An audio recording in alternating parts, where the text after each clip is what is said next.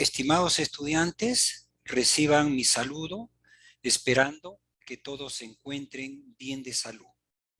En esta sesión vamos a desarrollar el tema denominado compensación de la energía reactiva. A continuación, realizaré la presentación de este tema.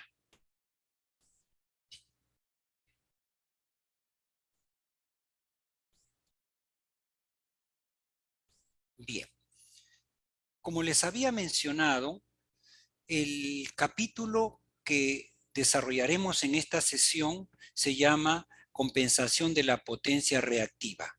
Hay algunos que lo conocen como mejoramiento del factor de potencia. Todos sabemos que una carga, por lo general, aquellas que cuentan con cargas que contienen bobinas, condensadores, requieren dos tipos de energía: la energía activa y la energía reactiva. Estos dos tipos de energía tienen que existir necesariamente, dado que el principio de funcionamiento de las cargas así lo requiere. Y cuando decimos que va a aparecer la necesidad de una energía reactiva para el uso del funcionamiento de las cargas, cuando estamos ante la presencia de motores eléctricos, transformadores, balastros, en general, todas aquellas cargas que contienen efectos inductivos. Una comparación que para entender mejor cómo es la energía reactiva en un suceso que normalmente las personas utilizan es el transporte. Cuando queremos movernos de un punto A un punto B, podemos elegir el transporte terrestre o el transporte aéreo. El transporte terrestre desarrolla un movimiento horizontal y, por lo tanto, el costo del ticket es equivalente a un valor muy inferior al costo que nos cobra una empresa o una aerolínea, porque el avión no solamente va a desarrollar movimiento horizontal, sino también requiere un traslado de manera vertical. Y para ello necesita un tipo de energía, que es el combustible. Entonces nosotros podemos decir que el avión necesite elevarse vendría a ser la potencia reactiva, porque no nos produce un trabajo a nosotros. No, a nosotros nos interesa movernos de manera horizontal. Lo mismo sucede, y este es uno de los ejemplos que normalmente siempre lo ponen, cuando queremos beber una cerveza. Esta contiene tanto la parte líquida como la parte de la espuma. Esta última parte es desaprovechada, normalmente no se toma. Entonces podemos decir que ante este vaso de cerveza tenemos la potencia real, que es el líquido, y la potencia reactiva, que es la espuma. Y ahí podemos ver potencia activa, potencia reactiva y la potencia total. Esas vendrían a ser unos sinónimos para poder entender cómo la potencia reactiva, que no produce trabajo, pero es necesaria para el movimiento, para el funcionamiento de algunas cargas. Las cargas típicas en la industria y en el comercio que requieren energía reactiva son los transformadores, los motores de inducción, los reguladores, aires acondicionados, soldaduras, hornos de inducción, balastros, etcétera. Pueden haber muchas cargas más. Y nosotros también lo podemos materializar o podríamos hacer los cálculos de estas energías a través del triángulo de potencias. Aquí, por ejemplo, vemos la potencia activa, la potencia reactiva y la suma de manera vectorial la energía aparente o también potencia aparente. Y este desfasaje entre la potencia aparente y la potencia activa se le conoce como phi. Y el factor de potencia, por lo tanto, se calcula como potencia activa entre la potencia total. O lo que es lo mismo también, si las ondas son puramente sinusoidales ante cargas lineales, el factor de potencia es igual al cos phi.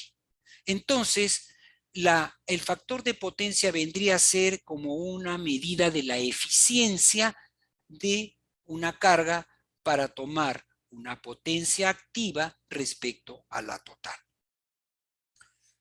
¿Cuáles son los factores de potencia típicos de las cargas? Y dependiendo lógicamente de su porcentaje de carga en el eje o carga que toma. Los motores asíncronos pueden funcionar desde el vacío hasta plena carga. Y si nos damos cuenta, el factor de potencia con la carga va mejorando. Las lámparas incandescentes tienen un factor de potencia 1 porque es una resistencia de tungsteno que se considera puramente resistivo y por lo tanto no tiene parte inductiva. Las lámparas fluorescentes, sin embargo, por tener un balastro, su factor de potencia es 0.5. Y así podríamos ir enumerando una serie de cargas con sus respectivas factor de potencia a una condición de carga. ¿Cuáles son en la industria y en el comercio los factores de potencia típicos? En la industria textil y en la industria química, esta puede variar desde 0.65 hasta 0.75. Para empresas donde manejan hornos de arco, estas están entre 0.70 y 0.90. Sin embargo, si esta empresa tuviera hornos de inducción, estas tienen un factor de potencia inferior. Para el caso del comercio, los hoteles están entre 0.75 y 0.94. En cambio, en oficinas de bancos sí tiene un buen factor de potencia, que va arriba de 0.96. Cuando hablamos del mejoramiento del factor de potencia, estamos hablando de un ahorro en la tarifa, es decir, el usuario que paga por ambos tipos de potencia para el caso de que coloque sus condensadores en su empresa, esta dejaría de pagar y no consumiría la potencia reactiva de la compañía que le suministra. Entonces, como hemos dicho, la factura se ve reducida en el monto que nos entrega la potencia reactiva. Entonces, ¿por qué usar capacitores? ¿Solamente porque nos reduce el costo de la factura? Es correcto, pero además tiene otros efectos técnicos que mejoran el funcionamiento del sistema. Sabemos muy bien que cuando por un conductor circula una corriente, van a haber pérdidas por efecto Joule que se calculan I cuadrado por R, y estas son equivalentes pues al calentamiento en los conductores.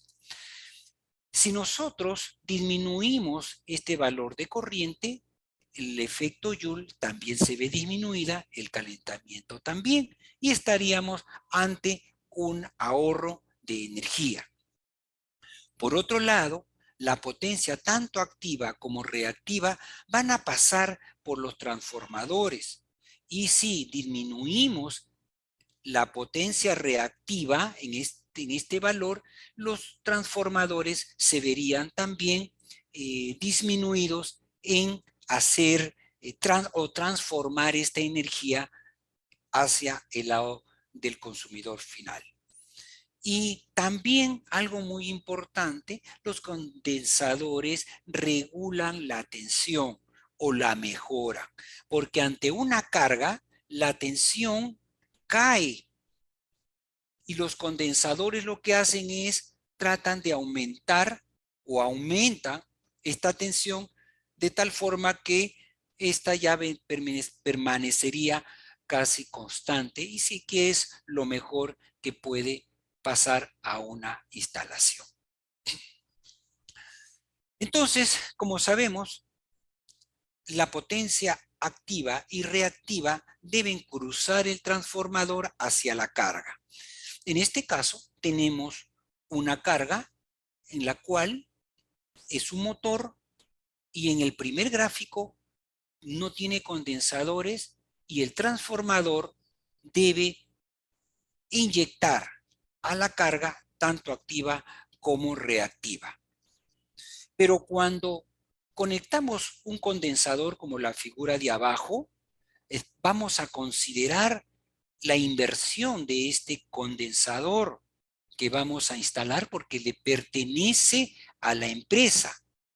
Y con esto va a mejorar el factor de potencia, la empresa ya no va a suministrar la energía reactiva, lo que está haciendo es reduciendo sus facturaciones, dado de que el banco de condensadores está entregando la potencia que necesita.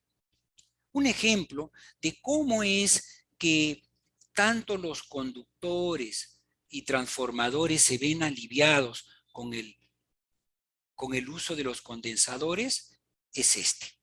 Tenemos un motor de 37 kilovatios, 480 voltios y un factor de potencia del 0,72. Si nosotros aplicamos nuestra fórmula de potencia eléctrica, como el que vemos, y calculamos la corriente reemplazando los valores que nos da una corriente de 62 amperios para un factor de potencia de 0,72. ¿Qué sucede si le ponemos un condensador? Y este lo mejora a un factor de potencia de 0,95. Al hacer los mismos cálculos nos sale una corriente de 47 amperios. ¿Ok? 47 amperios que van a significar una reducción de la corriente. Una reducción de aproximadamente 15 amperios. ¿Correcto? 15 amperios. Y estos 15 amperios dejan de pasar por el transformador y por los conductores. Ahí radica las menores pérdidas que se van a producir en estos dos equipos. Y por lo tanto, si tuviéramos un medidor en esta parte, no mediría básicamente la potencia reactiva. Para determinar el Q sub C en este triángulo de potencias, que es la capacidad de los condensadores que vamos a instalar, esta es una fórmula muy conocida, es igual a la potencia activa de la carga por la diferencia de las tangentes del ángulo inicial menos la tangente del ángulo final. Así determinamos la potencia reactiva de los condensadores. Si no tenemos, o si solamente tenemos como dato el factor de potencia, podríamos reemplazarlo en la fórmula de abajo, que es lo mismo. Y yo los invito a que ustedes conviertan la fórmula de arriba en la de abajo. Otro aspecto que ya lo hemos comentado hace un momento, que es importante señalarlo de manera permanente, es las pérdidas. Como hemos dicho, las pérdidas en los conductores están en función de la corriente al cuadrado por resistencia. Y esto hace que el conductor de las redes eléctricas se vean cargadas porque tiene que dejar pasar la potencia activa y reactiva. Por otro lado, los transformadores están hechos de conductores, entonces también se van a ver cargados. Dicho esto, si nosotros, como en el ejemplo anterior, reducimos esa corriente, lo que estamos haciendo es reduciendo la carga que se van a ver expuestas tanto conductores como transformadores. Y por lo tanto, vamos a darle más capacidad para que estos equipos puedan entregar más carga. En la práctica podríamos decir que las pérdidas en los conductores podría estar entre 2 y el 5% de la carga total. Otro aspecto es que también lo hemos repetido, es que al tener menos corriente por transformadores y los generadores que nos entregan, estos se van a ver más aliviados con capacidad de entregar esta energía que dejó de percibirse en las pérdidas a entregar a las cargas que lo requieren. Y también el aumento de la caída de tensión como consecuencia de las cargas se van a ver estas mejoradas con la inyección de la energía reactiva en las redes. Este es un ejemplo muy interesante porque nos va a dar una mejor visión de lo que los condensadores pueden hacer al sistema. Imagínense que este círculo es un conductor. Un conductor que está trabajando un factor de potencia de 0,7 y está entregando 141 kVA, porque prácticamente a este factor de potencia 100 kilovatios pertenece a la potencia activa y 100 kVAR a la potencia reactiva. No estamos haciendo un uso efectivo de este conductor, porque la mitad es energía reactiva y eso no nos produce trabajo. ¿Qué pasa si mejoramos el factor de potencia a 0,8? Y miren cómo crece la potencia activa. La potencia activa, en otras palabras, el conductor se reduce de sección y los 100 kilovatios que eso no lo hemos compensado, va a utilizar más área efectiva el conductor y la energía reactiva requiere menos área. En un supuesto que el factor de potencia es 1, ya no habrá consumo de reactiva y todo va a ser neto, activa, entonces el diámetro del conductor se verá reducido. Es decir, que a medida que vamos eliminando el uso de la potencia reactiva, requerimos menos sección del conductor. Y esa es la idea. Otro aspecto importante es el porcentaje de reducción de pérdidas. Porque el uso, el consumo de la energía reactiva tiene asociado unas pérdidas en transformadores y en conductores. Para un cálculo rápido sería 100 por 1 menos el cuadrado de la relación del COSFI inicial y el COSFI final. En este cuadro, rápidamente de esta fórmula se puede construir. Si yo tengo un factor de potencia de 0,6 y lo mejoro hasta 0,95, voy a tener una disminución de pérdidas del 60.11%. Qué importante es entonces reducir las pérdidas que se dan en los conductores. Veamos un ejemplo. Si queremos calcular la reducción de pérdidas en el cobre en un transformador de 630 kVA, donde sabemos que las pérdidas en el cobre es 1500 vatios y pasamos de un factor de potencia de 0,7 a 0,98, con nuestra fórmula vemos que la reducción de pérdidas es 735, casi el 50% de pérdida. Muy bien. Veamos entonces los beneficios. Los beneficios vendría a ser que los capacitores o con capacitores la tensión incrementa, mejora la regulación de tensión en un porcentaje que va a depender del tamaño del banco de condensadores.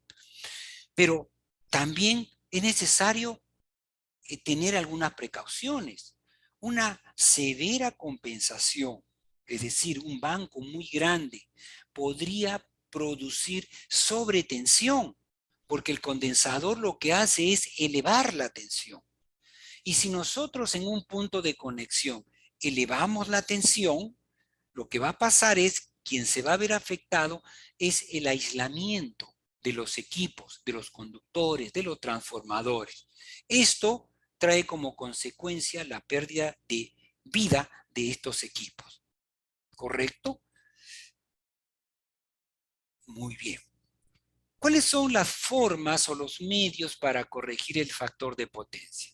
Tenemos a través de bancos de capacitores fijos, motores síncronos, condensadores síncronos o compensadores estáticos. Son diferentes formas de tener energía reactiva disponible para el sistema. Cuando usamos bancos de capacitores fijos, que es lo más común, esto es económico. Podemos seleccionar diferentes configuraciones, casi muy aproximado a las necesidades. Sin embargo, es muy sensible a la presencia de armónicos, que lo veremos más adelante.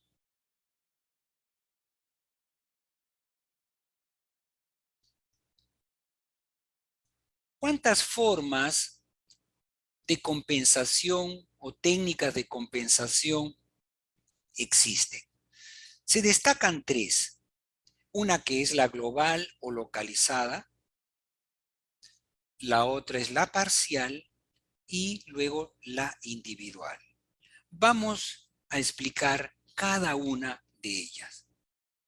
Cuando hablamos de una compensación global, que por lo general es en la subestación, instalar cerca al transformador, como vemos acá en esta gráfica, tenemos el transformador, el interruptor o el circuit breaker, aquí tenemos el condensador y las redes que van a cargas M.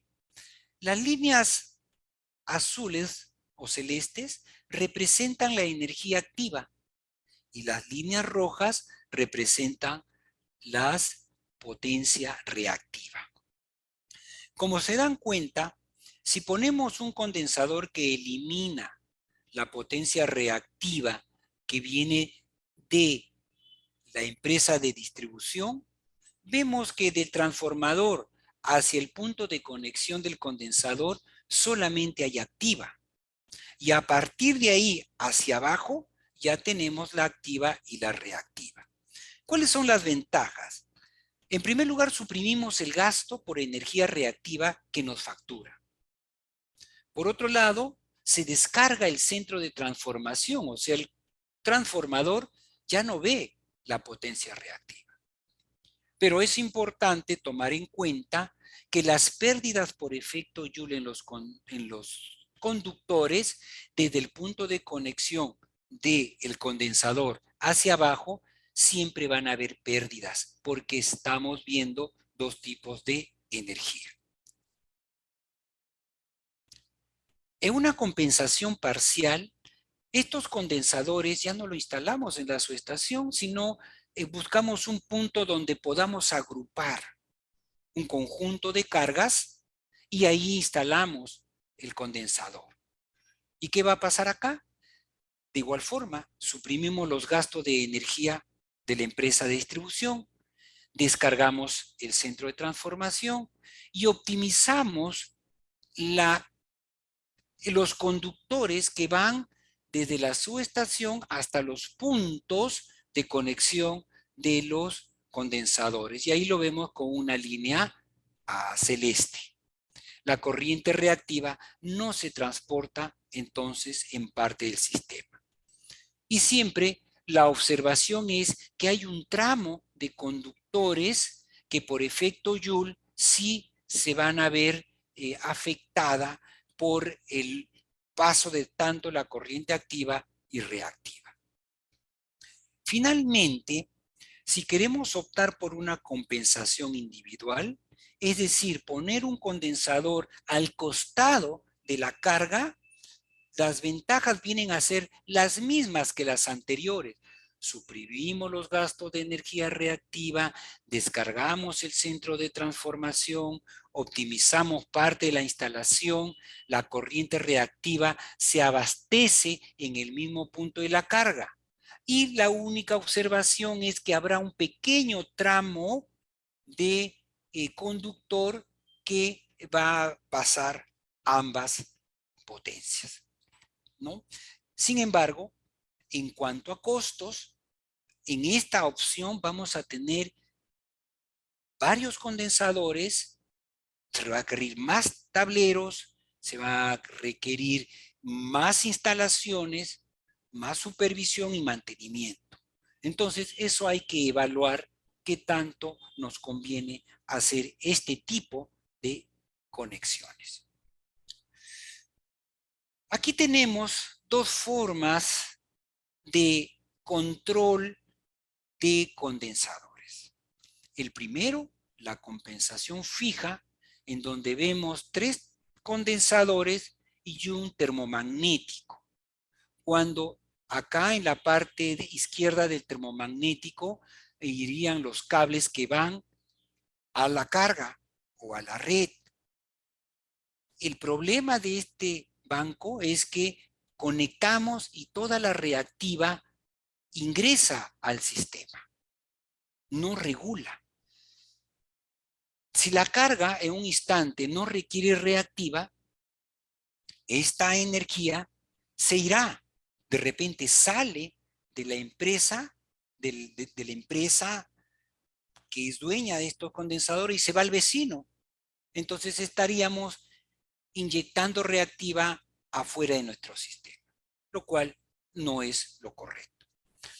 Otra opción es la compensación automática, que por lo general son bancos mucho más grandes. Y en esta figura de abajo vemos en la parte inferior una serie de condensadores. En la parte de arriba, los contactores que abren y cierran cada uno de ellos.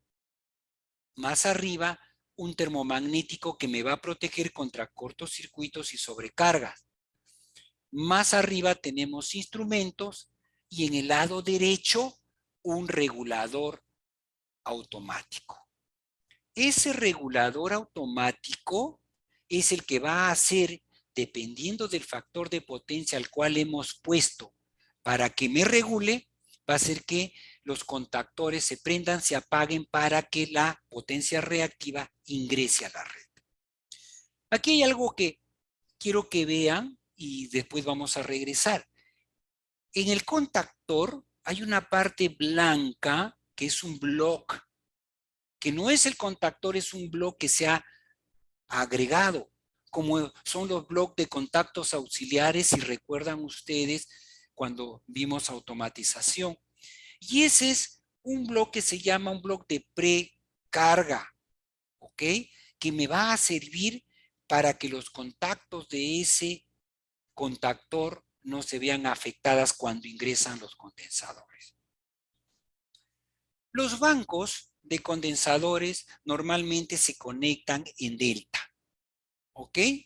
En delta. Y se usa pues para compensar motores, transformadores y muchas veces cuando es una compensación centralizada en las subestaciones. Cuando usamos condensadores fijos en un motor, lo que hay que tener mucho en cuenta o mucho cuidado es que dónde vamos a instalar el condensador. Sabemos que un motor tiene su contactor, su relé térmico.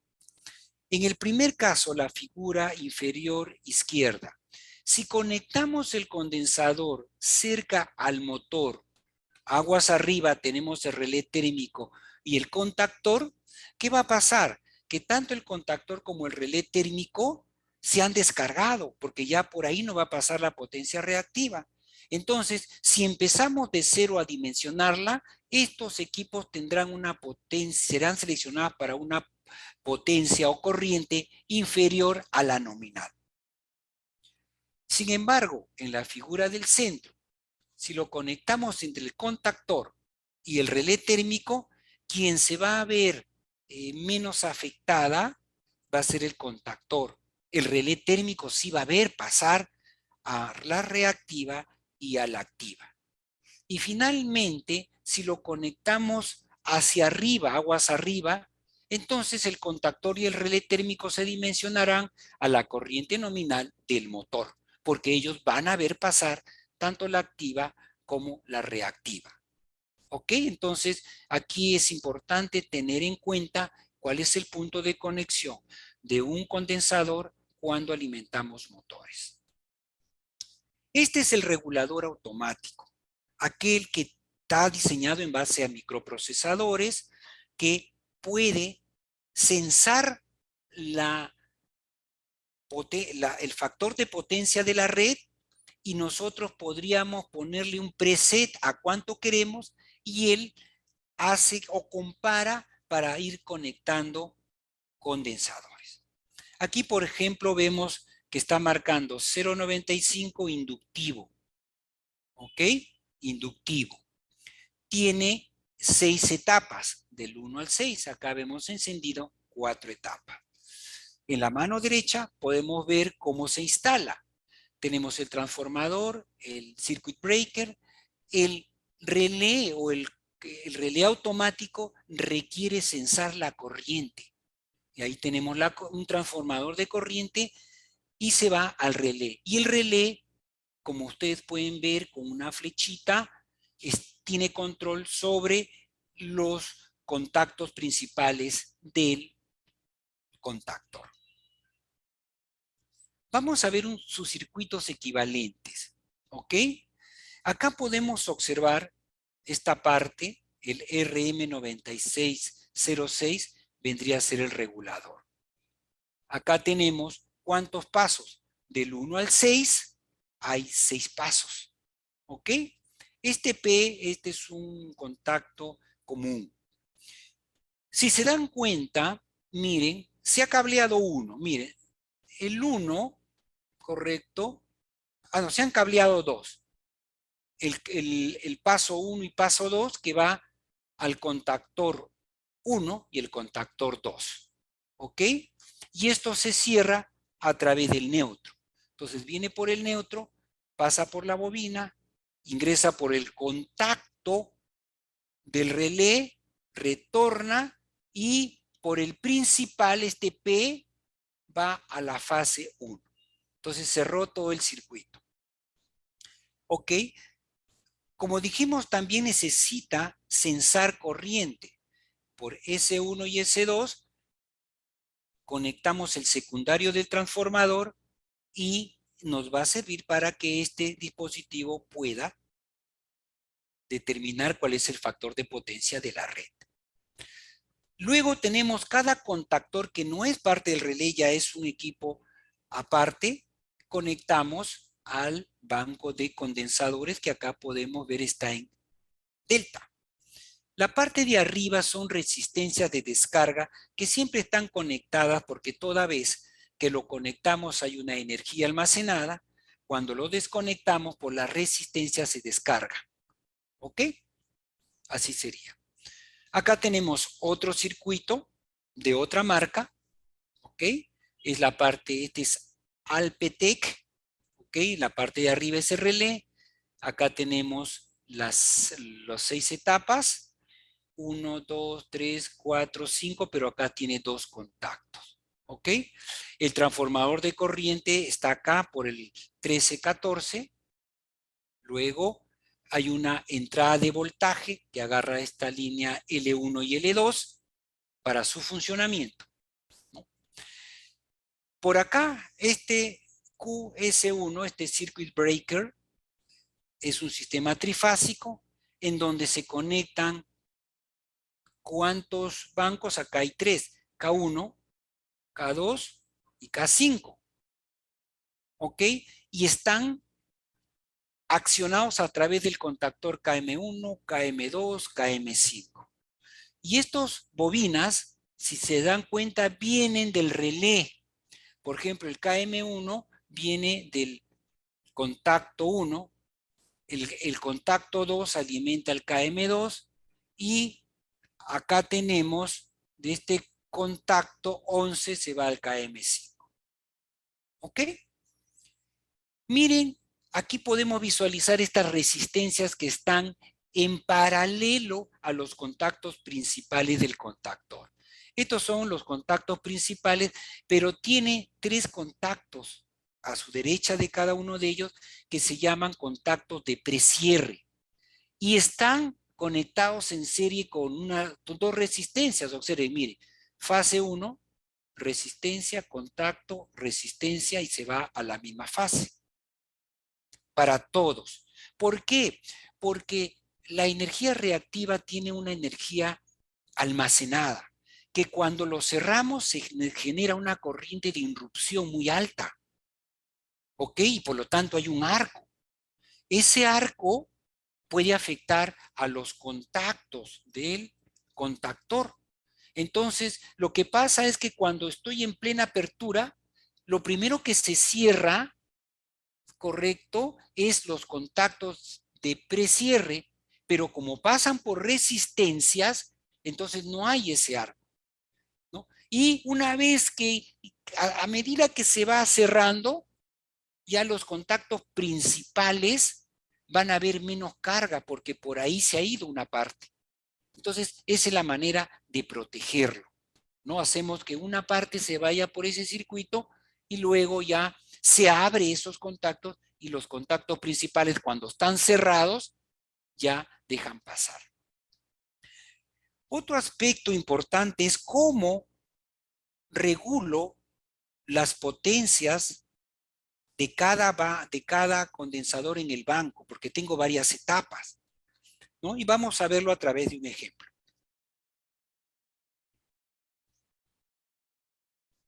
Supongamos que tenemos una batería de 80 kVAR, un banco de 80 kVAR, o necesitamos 80 kVAR, porque 60 kVAR va a corresponder a un motor, ya, un solo motor.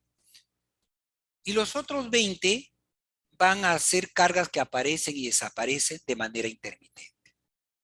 Una opción es que ponga 2 condensadores de 40. Entonces tendría relación 1-1. ¿Qué pasa? Cuando el motor entra, tendría que conectar los 2. Y habría 20 que estarían conectadas si la carga intermitente no existe. Incluso no es una solución correcta. Otra forma es que lo parta, obtenga 4 condensadores de 20. Tendría los 80. Y que cada uno, como son iguales, es relación 1-1-1. ¿Qué pasa cuando el motor arranca? Arrancarían 3 condensadores. Y cuando aparece la carga intermitente, tendría que encender el otro. Y si la carga intermitente es baja, tendría que ver los 20 kVAR. También no es muy óptima esta solución, porque la carga intermitente debería de tener la opción de variar en algo. La otra opción es que tenga 3 de 20, 1 de 10 y 2 de 5. ¿Qué va a pasar ahí? Si el motor funciona, se conectarán los 3 de 20. Y si la carga intermitente comienza a aparecer, el regulador verifica cuánto de reactiva necesita. De repente solamente necesita 5, conecta 1 de 5. Si necesita 10, saca ese 1 de 5 y pone el de 10 de un solo bloque. Si necesita 15, pone 10 más 1 de 5. Entonces tengo una regulación más fina. Esa sería una opción. ¿Y cuántos pasos tengo acá? Tengo 6 pasos, un regulador de 6 pasos. ¿Ok? Muy bien. Ahora veamos el tema de la compensación de transformadores. Como sabemos, un transformador es una máquina estática que lo que hace me varía los parámetros de tensión y corriente del primario al secundario. Pero es bobina, es una bobina que así trabaja en vacío, hay campos magnéticos y por lo tanto hay que compensar ese transformador cuando trabaja en vacío. ¿Correcto? A eso le llamamos Q sub 0. ¿Ya?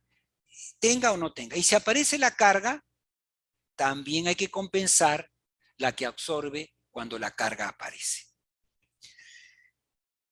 Nosotros tenemos ya una tabla y hay muchos fabricantes que te dicen, mira, te dice, si tu potencia del transformador, el kVA, son las que aparecen al lado de la tabla izquierda, en el lado derecho tenemos 3 columnas.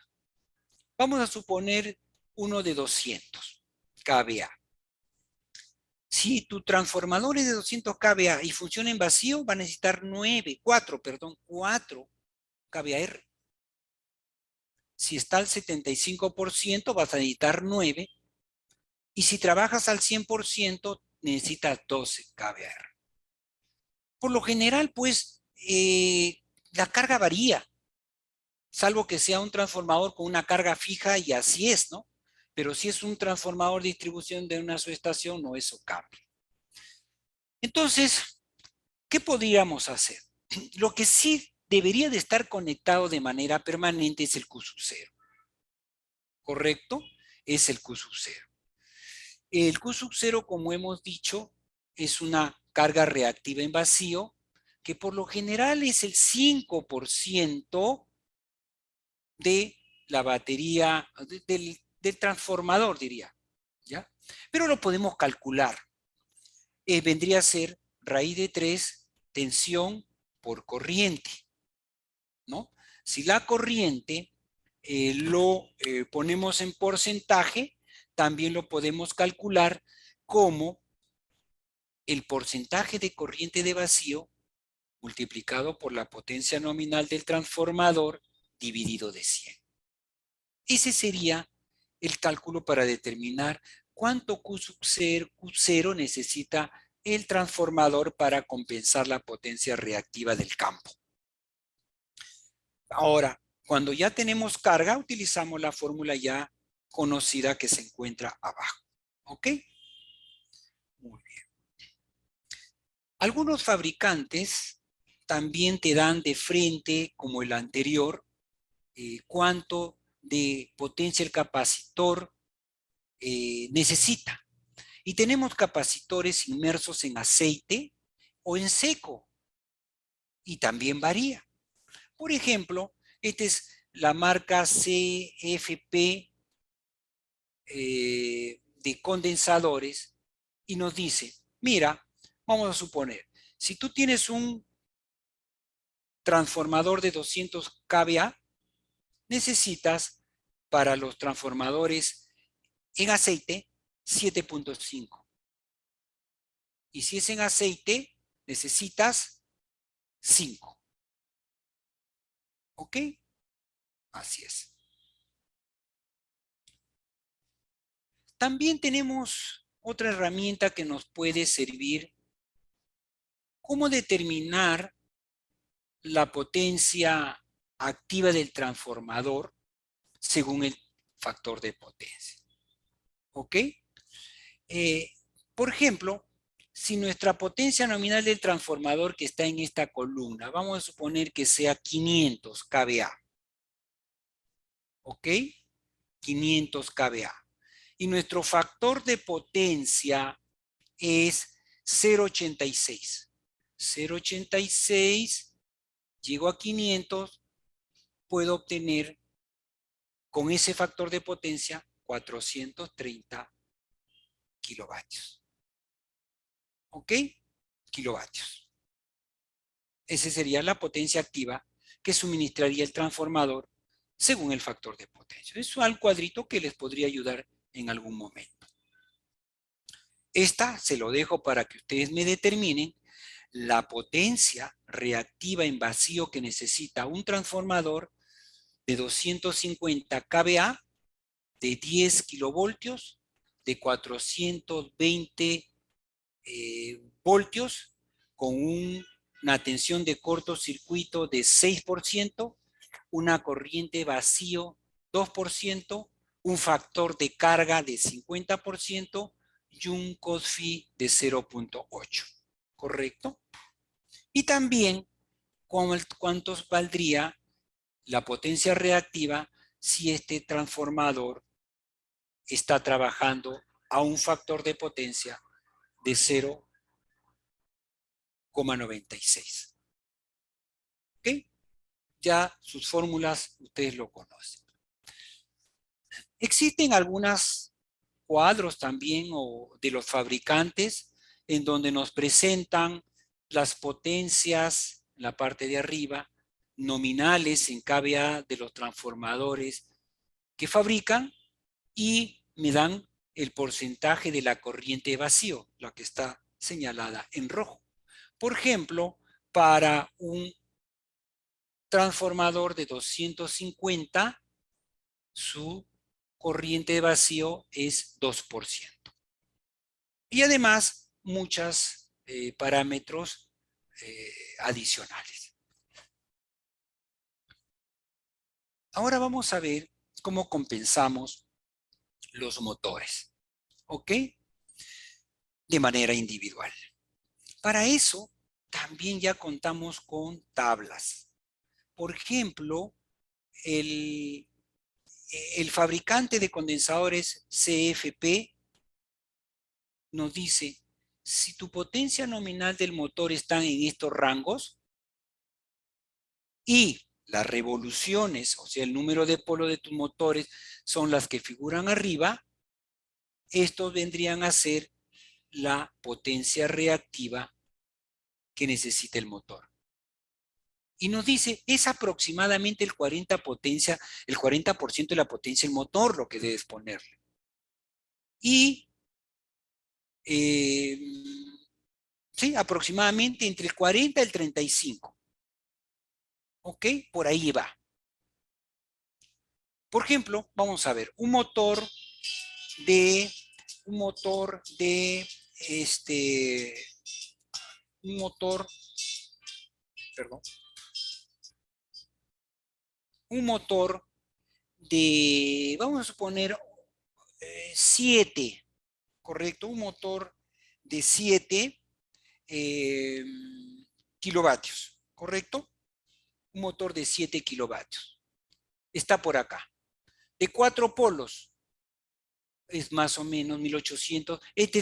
Lo que pasa que en 4 polos debería de ser 1800 revoluciones, ¿ok? 1800 revoluciones. Pero este es con 60 Hz. Y como este es 50 Hz, entonces es 1500 RPM. ¿Ok? Sería 3 kVR. ¿Ok? 3 kVR. Ok. Tenemos otra tabla que está a la derecha. Igual, tenemos, vamos a suponer, un motor de 15 kilovatios, potencia reactiva 4, acá es 4 kVAR. ¿Ok? 4 kVAR. Bien. Hay alguna recomendación que hay que tenerla presente. ¿Ok? Cuando nosotros paramos el motor y si tiene una inercia y tenemos condensadores conectados directamente, ¿ok? ¿Qué puede pasar? La inercia en el eje del motor va a hacer que siga girando un poco, y los condensadores, como tienen energía reactiva, le inyectan a las bobinas del motor. Entonces se genera un campo giratorio en el mismo sentido del anterior, y este motor se convierte en generador. Y ese generador puede hacer que la tensión aumente. Visto este tema, tenemos que limitar, no podemos poner de una manera irresponsable cualquier potencia reactiva. ¿Ya?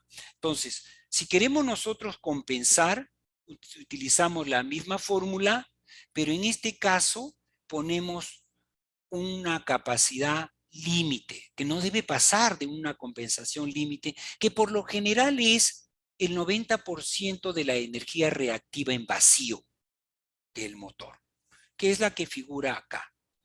0,9 raíz de 3 tensión nominal por corriente vacío. O una fórmula más aproximada, 2 veces la potencia activa multiplicado por 1 menos el cos-phi inicial. ¿Ok? Entonces, esa es una de las recomendaciones. Algunos tal vez te han podido tener dificultades. ¿Y cuál es la corriente de vacío, profesor? Lo podemos sacar del datasheet de los motores. Pero si no lo tenemos, en el cuadro superior derecho tenemos la cantidad de polos y un porcentaje de la corriente nominal que correspondería a la potencia de vacío.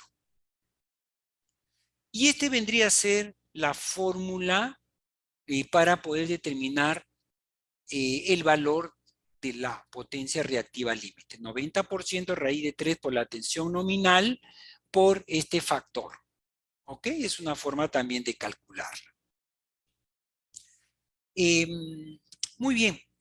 Hay otra manera que también podríamos asegurarnos. Es en el primero, en la gráfica de arriba, ¿ok? Miren, en la gráfica de arriba, ¿qué es lo que pasa? El contactor C1, si nosotros lo desconectamos, vemos que el condensador está directamente conectado al motor. Y eso es lo que puede hacer que lo convierta en generador. Y por lo tanto hay que ponerle 90% de la energía reactiva. La otra forma es que el contactor, cuando se desconecta, desconecte también el contactor que conecta al condensador. Entonces ya esa reactiva ya no ingresa al motor porque se abre. ¿Ok? Ese sería. En esta tabla nos da cuál es una manera aproximada la potencia máxima del condensador que podría conectarse hacia el motor sin riesgo de autoexcitación. Por ejemplo, un motor de 60 HP, digamos de 4 polos, necesita 13 kVAR. ¿Ok? A ver un ejemplo. Determinar la capacidad del banco de condensadores para un motor de 60 HP, 220, 4 polos. Considere el límite máximo permitido. Entonces acá tenemos 90% raíz de 3 por la tensión, por la corriente de vacío. A ver, un motor de 60 HP, de 4 polos, perdón, es de 4 polos, es entre el 33 y 40%. Para este ejemplo, le estamos poniendo el 0,35 de la corriente nominal. Y la corriente nominal lo he determinado 60 por 2.5. Más o menos me da 18 kVAR. Ahora usted dirá, profesor, ¿cómo la corriente nominal es 60 por 2.5? Por acá lo calculo. Esta es una manera práctica. Es los HP, multiplíquenlo por 2.5, siempre y cuando el motor sea de 4 polos. A ver, vamos a demostrarlo. Corriente nominal, 60 por 0,746 kilovatios por 1000 vatios, dividido raíz de 3 tensión, factor de potencia y cos-phi. Factor de potencia y eficiencia. Más o menos estos son los valores. Nos da 153, muy parecido a 150, que es el que trabajé arriba. ¿Ok? Acá nos salió 18 kVAR, correcto, y acá nos dijo 18 kVAR, ¿no? Y acá nos da para 60, 13. ¿Ok? Claro, pero es que este no es a la frecuencia de 60, ¿no? Y por ahí, y además acá tenemos unas aproximaciones.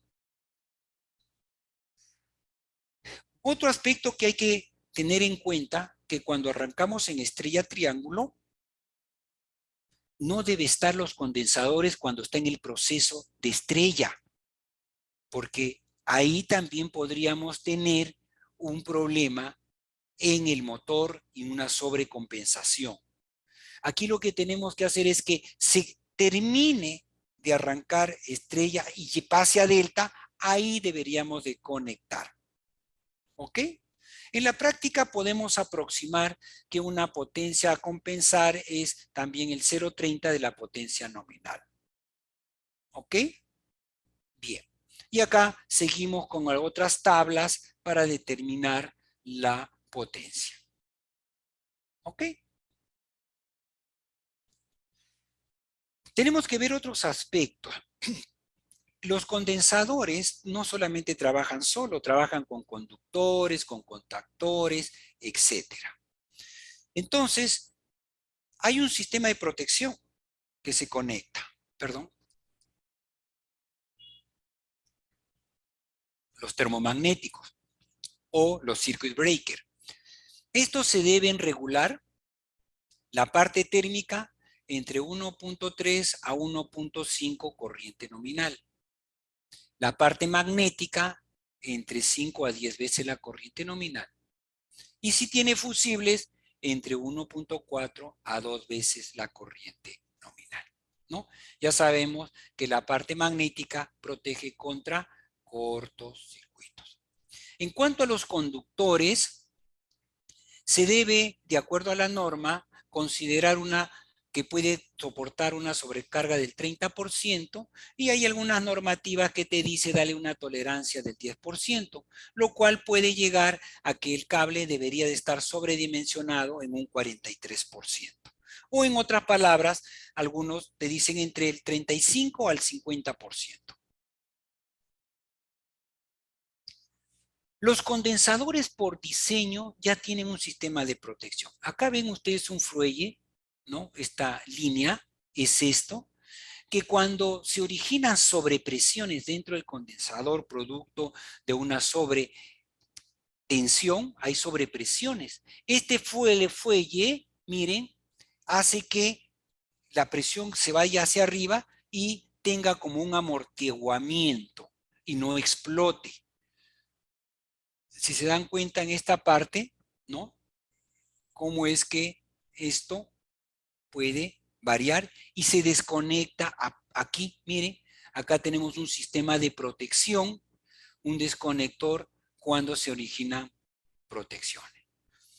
La apariencia de un condensador lo podemos ver acá, ¿no? Aquí vemos la resistencia de descarga y por acá también algunos fusibles eléctricos para proteger internamente en el condensador. Esta parte es la que yo les mencionaba, ¿no? Que este es el contactor y este es el bloque de precarga montado encima del contactor, que nos va a evitar que los contactos principales del contactor puedan verse afectados. Y acá lo podemos observar en esta figura, contactos principales y unos contactos auxiliares en serie con dos resistencias. ¿Ok? Y con eso, este bloque de precarga lo que hace es que cuando está en el proceso de conmutación, primero se cierra con las resistencias amortiguando esos picos de corriente y luego ya se van a conectar, cuando ya se conecta a las tres fases, se desconecta la resistencia. ¿Ok? Eso es cómo funciona.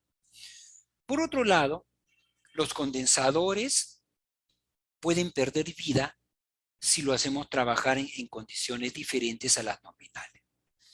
Si trabajaran a temperaturas mayores o menores, ¿cómo se ve su efecto? Una temperatura inferior a 35 grados, lo que nos dice en placa es cómo debe durar el condensador. Si la temperatura es mayor, por ejemplo 42 grados, puede perder el 50% de su vida. Pero si las temperaturas son inferiores a 28 grados, por el contrario, pueden durar más. Algunos fabricantes dicen te puede durar hasta el doble de lo que el fabricante te dice. En conclusión, temperaturas promedios anuales de 42 grados hacia arriba van a reducir su expectativa de vida en la mitad. Lo mismo pasa con el nivel de tensión que se conecta a los terminales. Una tensión igual a la nominal, no vas a tener ningún problema de pérdida de vida. Mientras la tensión va subiendo, va perdiendo vida. Y mientras la tensión es menor, al contrario, va a ganar más tiempo de funcionamiento. Otro aspecto son los armónicos. Los armónicos, el condensador es un filtro para los armónicos que pueden causar una sobretensión, afectando a las características del condensador, pudiendo dañarlo. De ahí que la norma nos dice que no debe ser la distorsión armónica total de tensión mayor al 5%. Acá tenemos dos tablas para elegir el fusible y los cables que van asociados a esta instalación. La tabla de abajo es para 230 y la tabla de arriba es para 440 en 50 Hz. Por ejemplo, una potencia del condensador de 20 kVAr va a tomar 50 amperios, requiere una sección de 25 milímetros y un fusible de 80 amperios para 220. Lo mismo podemos hacer para 440. Este también es una tabla que nos da cuál es el factor que hay que multiplicarle a la potencia activa, a la potencia total para determinar la potencia reactiva. Si yo tengo un factor de potencia actual de 0,87 y quiero mejorarlo a 0,98, el factor a utilizar es 0,36. Y vamos a verlo en este ejemplo. ¿Ok? ¿Qué es lo que tenemos? Una instalación eléctrica tiene una demanda promedio de 110 kilovatios a un factor de potencia de 0,79 con 4.300 horas de operación. Costo de la energía reactiva, 0,012. Aplicamos nuestra fórmula. El factor de potencia al cual hay que compensar es 0,96. Ya saben por qué 0,96. Porque hacia arriba ya no nos cobra. ¿Cuál es ese factor que hay que multiplicar a la potencia activa de pasar 0,79 a 0,96?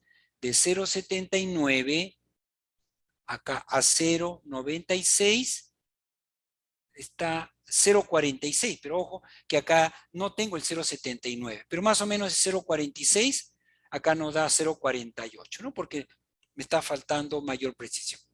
Me sale, multiplico 53,35 kVAr. Normalizado, ya si quiero voy a bajarle un poquito. Si hay 55 kVAr, le buscaría. Entonces le ponemos 50. Si multiplicamos por las horas de operación, esta es la energía reactiva. A esta energía reactiva le aplicamos el costo unitario, me sale una inversión de 2.580. Este ahorro se considera que es la que excede al 30% de la energía activa total. Por lo tanto, este vendría a ser el ahorro de energía, ¿no? O sería el ahorro que tendríamos si ponemos condensadores. ¿Ok? Aparte de otros efectos adicionales. El costo promedio de un condensador varía entre 25 y 30 dólares, considerando todos los componentes. Con un banco de 50 tendría 1.500 dólares de inversión. Si eso lo divido entre los $2.580 que gano al año, lo recupero en 8 meses. Ese es un buen ejemplo para decir que debemos utilizar una compensación. ¿Ok?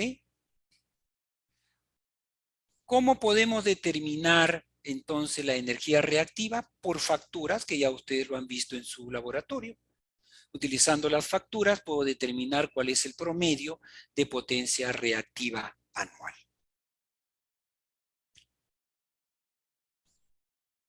Otro aspecto que también quedamos en que les iba a mencionar son los armónicos. Los armónicos son producto de ondas de tensión múltiplos de la fundamental provenientes de las cargas no lineales. Una carga resistiva, una carga inductiva, una carga capacitiva son cargas lineales. Y cuando decimos que son cargas lineales, cuando aplicado una tensión alterna, la corriente también es alterna. ¿Correcto? Sin embargo, una carga no lineal que generalmente viene de la electrónica de potencia, ¿cómo lo compruebo?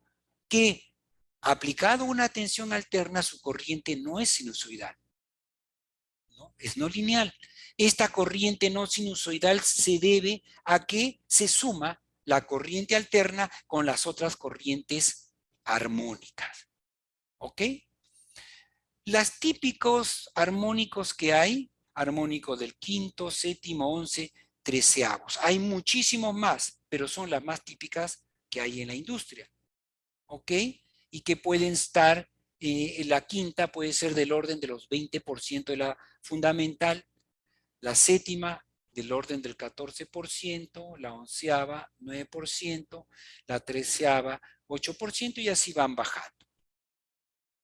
¿Cuáles son las principales fuentes armónicas? Como hemos dicho, es una electrónica de potencia, variadores de velocidad, rectificadores, sistemas de iluminación por electrónica, los ahorradores, los LED, los arcos, los hornos de arco eléctrico, los televisores, microondas, todos esos generan armónicos. Y aquí en esta tabla ustedes pueden ver los diferentes tipos de carga y qué tipo de armónico genera. Como ya hemos dicho, los efectos armónicos son elementos perturbadores en el sistema eléctrico, ¿correcto? Estos hay que evitarlos, ¿ok? Y para eso tenemos como problemas los siguientes casos. Al haber armónicos, la corriente se incrementa. Pueden disparar los dispositivos de protección, los termomagnéticos, ¿correcto? Pueden afectar a los sistemas de comunicación, pueden generar vibraciones. Hay una sobrecarga que deteriora el aislamiento y un funcionamiento defectuoso de las cargas que son las que producen esta energía. Un caso típico es que algunos dicen, no sé por qué mi motor o mi transformador calienta si veo que la corriente nominal no ha llegado a la corriente nominal. Es que miden con instrumentos que no miden corriente armónica, ¿no? Los instrumentos que miden corriente armónico son los que son de verdadero valor eficaz. Y normalmente es más común tener el de valor eficaz. Entonces, cuando miden con valor eficaz, no leen la armónica y leen solamente como si fuera una carga lineal. Por eso que lo ven descargadas. Pero realmente cuando le ponemos el medidor con verdadero valor eficaz, superaron la corriente nominal de la máquina. Y es por eso que ahí comienzan a calentar, a disparar los dispositivos de protección.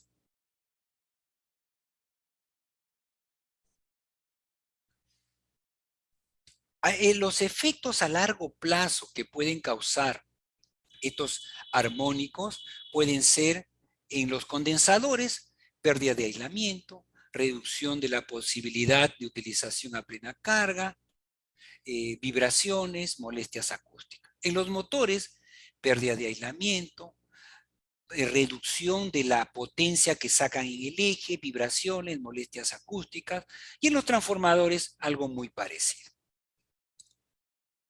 Los interruptores automáticos, disparos intempestivos.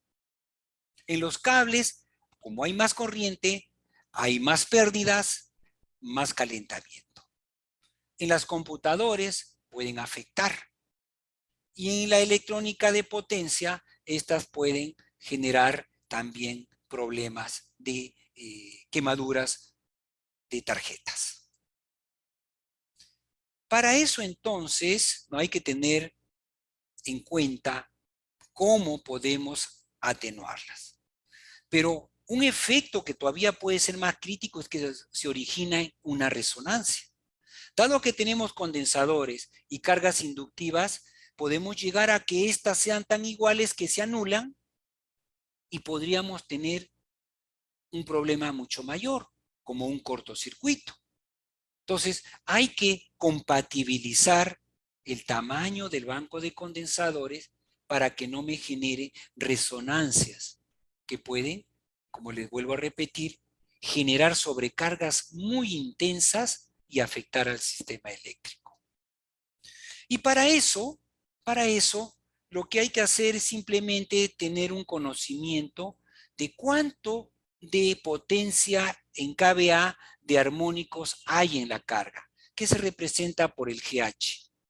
Y hay que saber la potencia de cortocircuito. Entonces tenemos tres condiciones. Una, cuando la sumatoria de todos los generadores armónicos es inferior a la relación de la potencia de cortocircuito de la red entre 20, si eso se cumple, usa tu condensador estándar. No tienes problemas. Pero si está la carga de armónicos en el intervalo de la potencia de cortocircuito entre 20 menor o potencia de cortocircuito sobre 70 mayor, la tensión en el condensador debes aumentarla en 10%. Por ejemplo, una de 220, salvo de los 230, que ahí no tenemos que pasar a la tensión mayor. Y si está en el otro rango, como el de la columna derecha, la tensión en el condensador, además de aumentarle 10%, o sea, sobredimensionarlo en ese valor, tienes que ponerle filtros, que son inductancias antiarmónicos. Esta relación es cuando tú tienes un transformador cuya potencia nominal es mayor que 2 MVA. Y si fuera menor, que es la parte de abajo, respeta estos rangos. ¿De acuerdo? Entonces, repetimos, sumatoria de potencias de generadores armónicos GH comparado con la potencia de cortocircuito del transformador. Si es mayor, utilice estos rangos, y si es menor, utilice estos rangos. Y los condensadores podrían estar en la columna izquierda, usa tu condensador que seleccionaste en tu cálculo, o dimensiona un condensador con una tensión más del 10%, o además de eso, inductancias. Vamos a ver unos ejemplos. Acá tenemos la potencia nominal del transformador, 2.5 kVA, o sea mayor, va el de arriba. Tensión de cortocircuito 7%, la sumatoria de las potencias, 250 kVA. ¿Ok? Hacemos la operación, la potencia de cortocircuito, en este caso es 250 por 100 entre la tensión de cortocircuito, me da como kVA esta potencia. Si a esto lo divido entre 120 me da 298. Pero como esto 298 es mayor que 250, utilizamos condensadores estándar. El otro caso, que la potencia, acá nos da generador de armónicos, la generador de armónicos es 400 kVA, mayor que el de abajo. Los cálculos son los mismos, tenemos 298 si lo dividimos entre 120 y 298, entre 70, 510, y este valor 400 se encuentra en este rango, ¿no? La potencia armónica se encuentra en este rango, entonces utilizamos condensadores sobredimensionados que puede ser 440. Y finalmente, si el transformador fuera 650 kVA, tensión de cortocircuito 4%, generador de armónicos, hacemos este cálculo, corresponde a esta parte y se cumple. Tenemos que utilizar antiarmónicos. Algunos conceptos generales. Los condensadores hoy en día son de tecnología, son en seco, de polipropileno metalizado. Es la última tecnología, antes eran en aceite, eran muy contaminantes. Su protección interna ya lo hemos visto, tiene una desconexión automática, tiene unos fusibles y garantiza una protección ante sobrecargas. La capacidad nominal con una tolerancia entre 0,95 a 1,515 veces el valor nominal. Y tiene características tal como figura ahí. ¿Ok? Esto es básicamente como característica del condensador. La resistencia de descarga que se conecta es para cuando ya se saca fuera de la carga, estas se descarguen a través de estas resistencias. Y tiene una clase de temperatura que va en estos valores que nos permite que la descarga sea normal. Esta es la bibliografía con la cual se ha desarrollado esta información. Y bueno, acá como puntos finales a este capítulo es la importancia que tiene en el proceso de ahorro de energía, por lo tanto es costo, la mejora de las características técnicas en el sistema, es muy importante el uso de condensadores. Pero eso va a la par de que tenemos que tener mucho cuidado cuando conectamos a motores sobredimensionados, en los transformadores, en sí también a los mismos condensadores que se vean afectados por armónicos, y todos esos temas las tenemos que tener presente cuando hacemos nuestro diseño de compensación. Y para este curso de auditoría, lo que nos interesa es hacer una evaluación técnica económica de lo que podríamos ahorrar al utilizar condensadores. Muy bien, estimados estudiantes, con eso termino este capítulo que más adelante haremos nuestro laboratorio. Doy por culminado esta sesión.